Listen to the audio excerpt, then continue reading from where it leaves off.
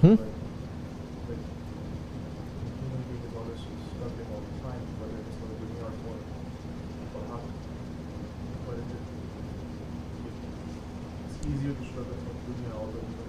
You don't struggle for haq. People on haq, they don't struggle for haq. No, now you're changing. It's completely different, struggling in the way of haq and struggling for haq. So, they are what?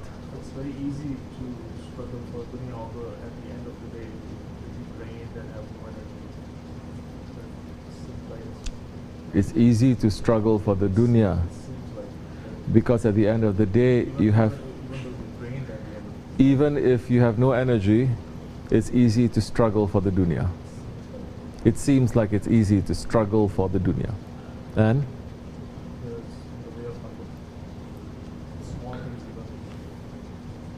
But in the way of haq, small things what?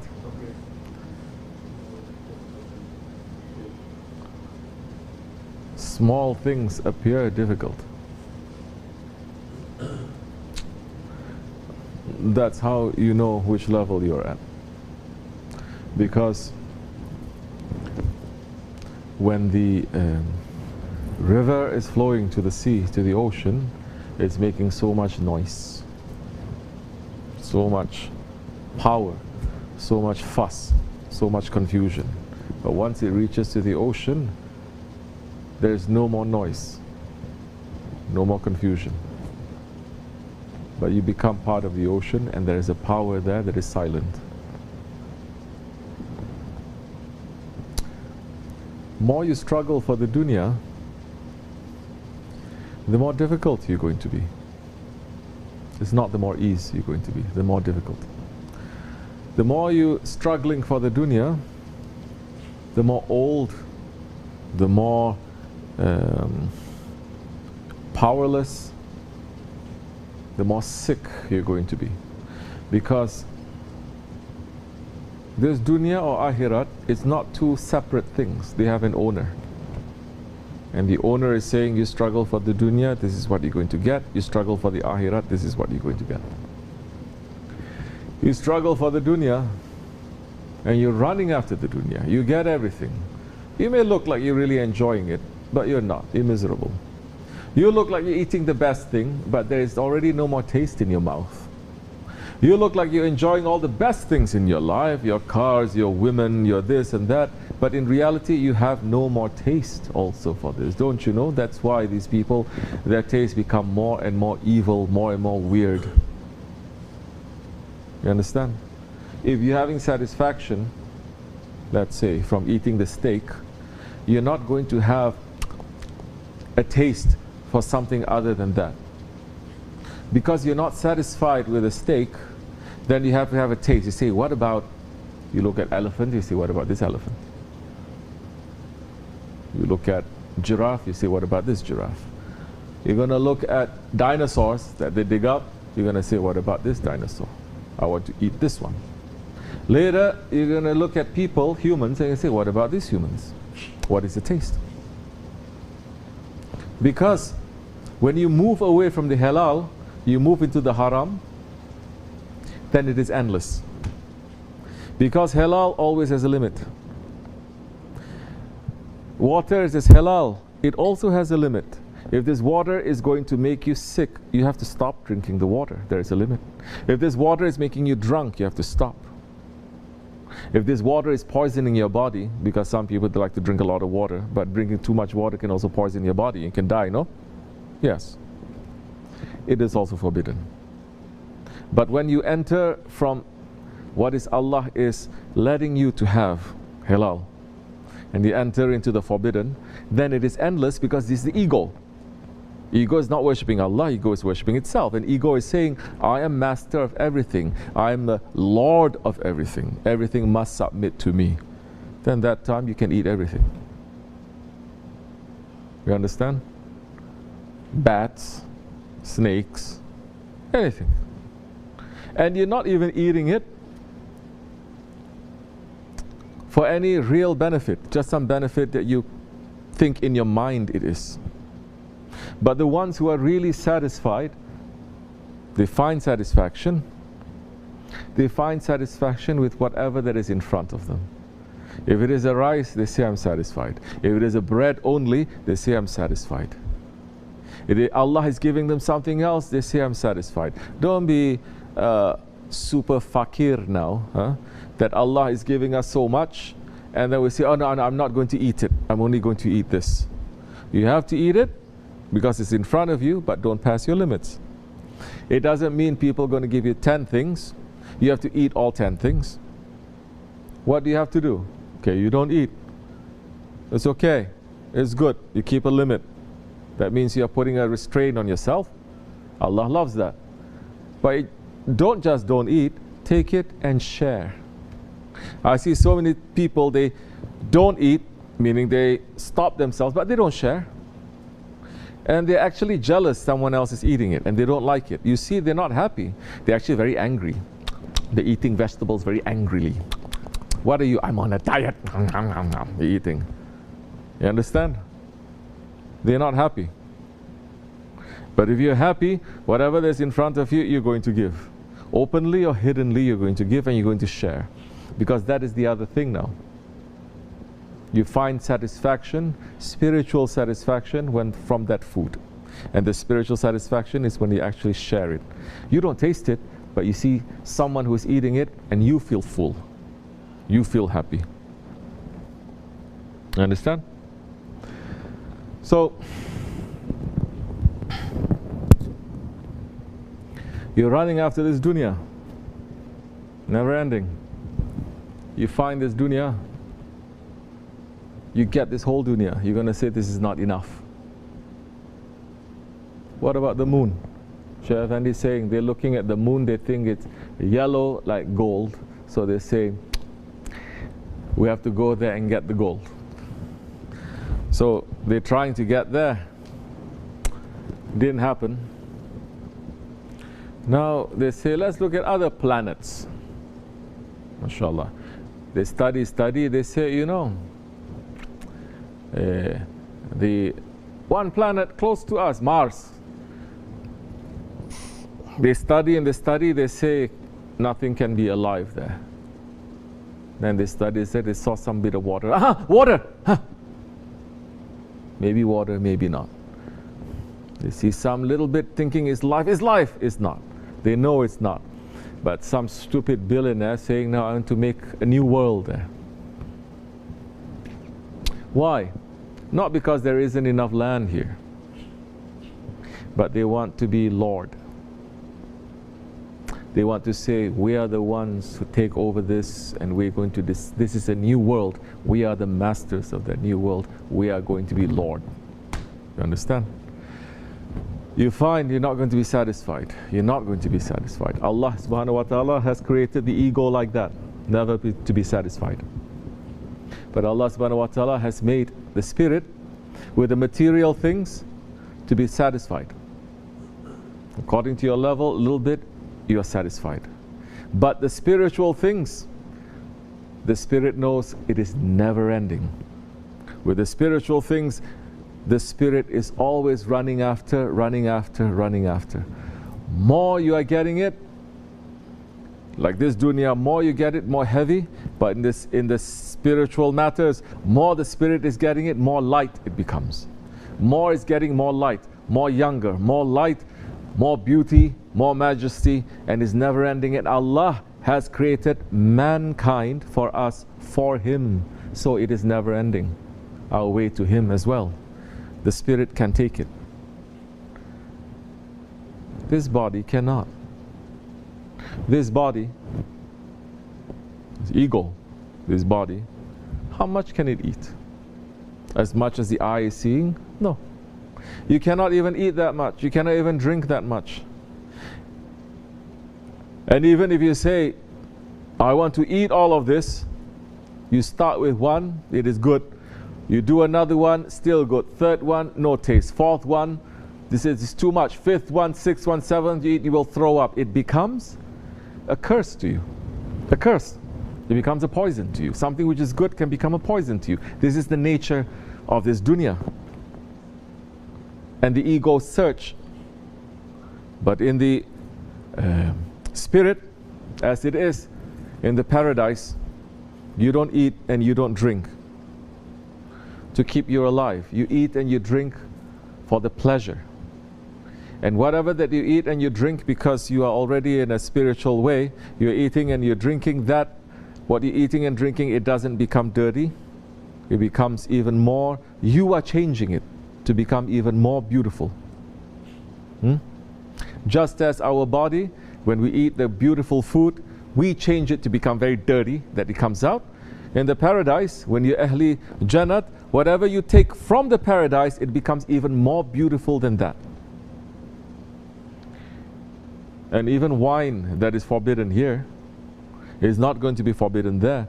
Because just as the wine here in this world, it brings you lower and lower and lower, the wine in the Jannat, it brings you higher and higher and higher. You understand and you open to new things and new understandings and new pleasures from your Lord. And so,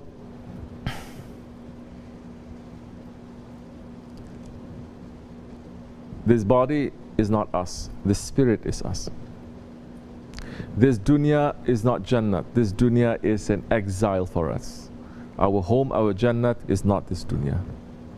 We are not here in the heavens where we were when we created. We are here in the dunya, in the lowest of the low.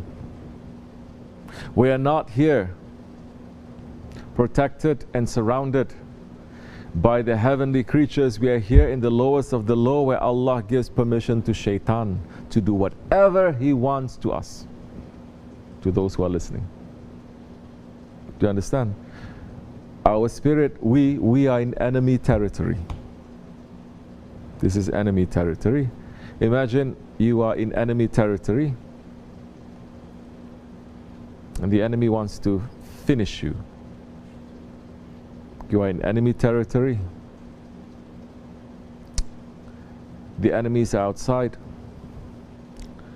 You're stepping on the enemy's property. And the biggest enemy is inside of you. This is how the prophets and the saints, they're warning people to see how dangerous it is for us, for the believers. And that this world, it is a prison for the believers. But this world is a Jannat for the unbelievers. It's a paradise, but it is a prison. But I'm seeing so many Muslims, they want the lifestyle of the Kafirs. I see so many Muslims, I see so many religious Muslims, I see so many so-called Shaykhs. They're looking to the lifestyle of these Kafirs, these, as Shaykh Efendi would say, these, what in Turkish? Let me speak simple French. Pimps and prostitutes. Yes or no? They are like that. Especially young, looking at the celebrities. Oh, we want to be like this one, this rapper. And this one with his wife. Say his wife, which one is this? This one. What she do? What did she produce for the world? How she became famous? Oh, she made one sex video of herself and she became famous after that. This is the one? Millions of people running, following them? This is the one. MashaAllah. Continue. Isn't this the reality? And there are millions saying that there's nothing wrong. Brother, please don't judge them. I'm not judging. I'm not saying they're going to go paradise or they're going to go to hell. I'm not saying that. I'm saying they're pimps and prostitutes, because that's what they're doing. It's not judging.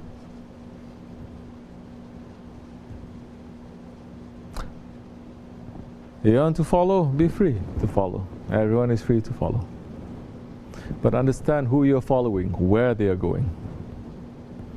We want to follow our Prophet, alhamdulillah. We want to follow the awliya Allah. We want to follow our Shaykh.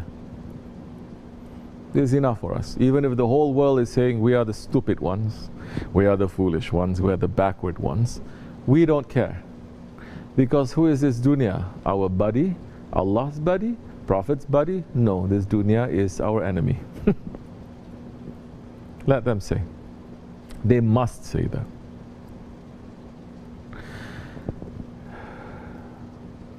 But for people, after a certain while, they'd understand this dunya is poisoned that way. They understand that. They start to turn their face, they start to turn their heart, they start to say the first of 3 talaq to it. It's not going to be so difficult. It's not. Difficulties a little bit here and there, but it's not going to be so difficult that they are going to be obsessed with it as they were before. They're not running after it, because now they're trying to run to Allah. And they're using whatever Allah has given them for the dunya. A little bit difficulty, they ask, Ya Rabbi, if you cannot help me, who else is going to help me? They're not losing their sleep so much over it, you understand? But they're being real too. They say, this is my worth. If you don't help me with this, how am I going to help? But as you like. Now they're using that to come closer to Allah, to start making dua and to start pleading and begging Him. That makes us closer too. You're following the dargah, you're following your Shaykh. And it's okay. After a while, it's not going to be so difficult. After a while, you are going to see, like the sohbat I made to Bursa today. Somebody asked me a question. They're saying, Mawlana Rumi is saying,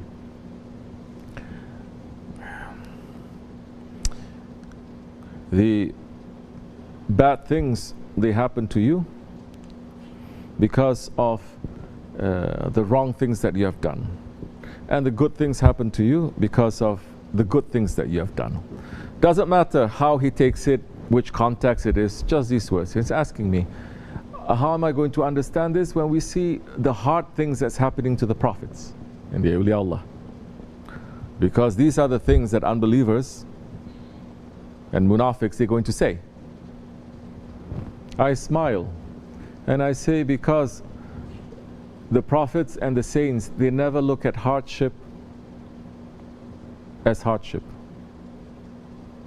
They never look at hardship as a hardship.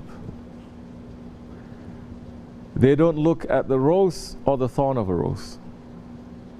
They look at who is giving it. Then they're trying to figure out why it's given and what am I supposed to do with this. For them, it doesn't make too much a difference whether it is a rose or a thorn of a rose, because it's coming from their Lord. For common people like us, we get very happy when it's a rose, and we cry, we complain when it is a thorn. But the awliya Allah and the prophets, their lives are filled with thorns, but they never complain, because they know it is from Allah. And they know that it is their Lord who is giving it to them, and they're reaching out to their Lord. This is just a means, the rose or the thorn. Doesn't matter much to them. So their understanding is completely different. Their understanding is, what is the secret of this? Why is my Lord giving this to me? Why at this time? What is the reason? When you start understanding that, you're not going to sit and complain so much. You're not. Because you understand the hikmah. Is this so Sufi? Is this very Sufi? No. This is what? Our amantu. This is our amantu. Amantu billahi wa malaikatihi wa kutubihi wa rusulihi wa yawmil akhiri and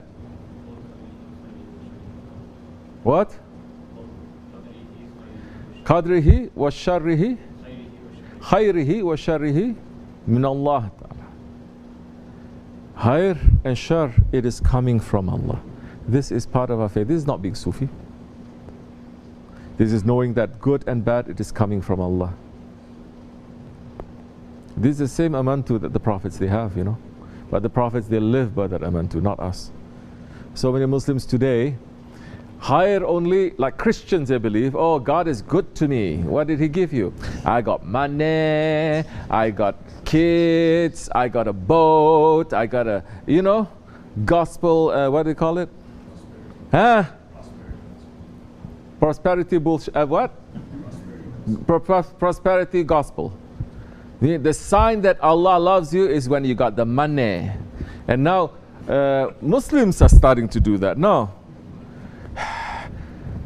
Got to exercise to get the strength to count the money.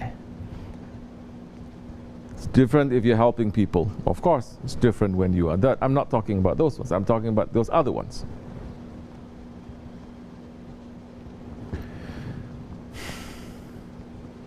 Our Prophet is like this.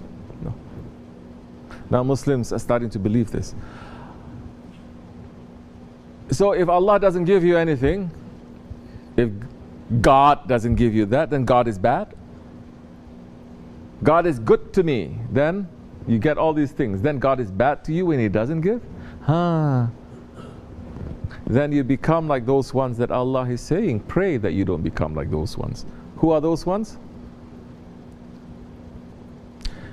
اهدنا الصراط المستقيم صراط الذين أنعمت عليهم غير المغضوب عليهم ولا الضالين غير المغضوب ولا عليهم ولا الضالين. Those ones who are what?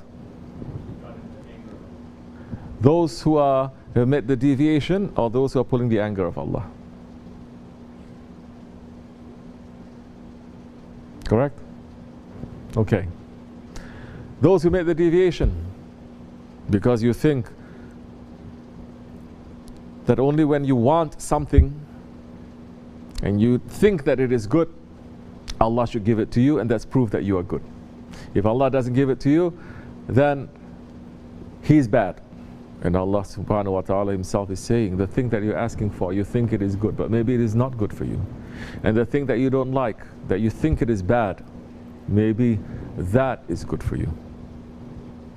But Muslims have become very Wahhabi, and they become very Christian in this kind of thinking also. Not the good ones, of course. I'm not talking about this good Christians. But I'm talking about those ones who are thinking about all these wrong things. And I'm saying, be sincere. If you say you worship Isa alayhi salam, astaghfirullah, did Isa alayhi salam become one of the moneylenders? He became the biggest moneylender? He came and he turned the tables of the moneylenders. You forgot about that part. How you come to this conclusion? How you come to this conclusion? Very unusual. But Muslims are worse now. They're following that. And our Prophet, alayhi salatu wasalam, although he owns everything, he is the poorest Prophet. And he's showing you can live with little. This is how Allah is loving it. So,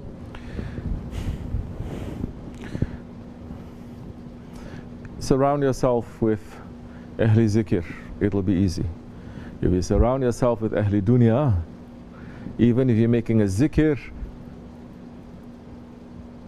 you're not going to get it. And some people, they're not getting it. They say, I worship so much, I go to Hajj, I fast. Why Allah is not giving me this? Why Allah is not giving me this? Why He's not granting me this dua? What did I ever do? They're asking me. They're caught because they're murids. Maybe I should open my hand and I should say, Ya Rabbi, grant them. That time you're going to understand why. Sometimes it has to be given that way, because people are not going to understand how good they have it until they get what they want to get. By that time it's going to be too late. You're gonna do what? Bayram, like what Shaykh Efendi is saying? You're going to lick your hand. Lick your hand. You're going to lick your hand. I didn't say to lick your hand. I just say lick your hand. But what can we do? They don't take a warning. We're turning around, we're asking them, what is it that you want? This, this, this. We're saying, are you really? You're really asking for this? Are you sure? Because, are you sure? You're kidding me, right? Because it's very bad. But I really want it. Oh. What we do, what we can do. We say, okay, then go into the fire. Because you're not going to believe me until you get burned. May Allah not make it for us to be too late and for our hands to get burnt, inshallah. May Allah forgive me and bless you. Wa min Allahu tawfiq. Al-Fatiha. Amen. Assalamu alaikum.